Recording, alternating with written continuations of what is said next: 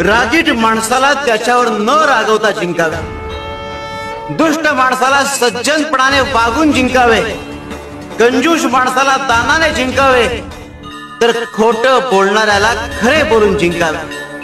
कुठलीही तक्रार न करता जिंकणे साध्य करणे महत्वाचे.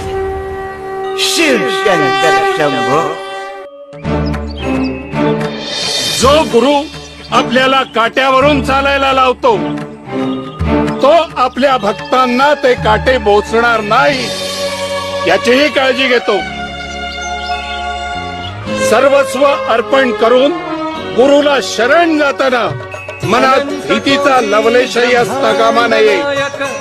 राजाधिराज योगीराज येऊ नकोस, मी तुझ्या पाठीशी आहे. मी समर्थ महाराज की जय.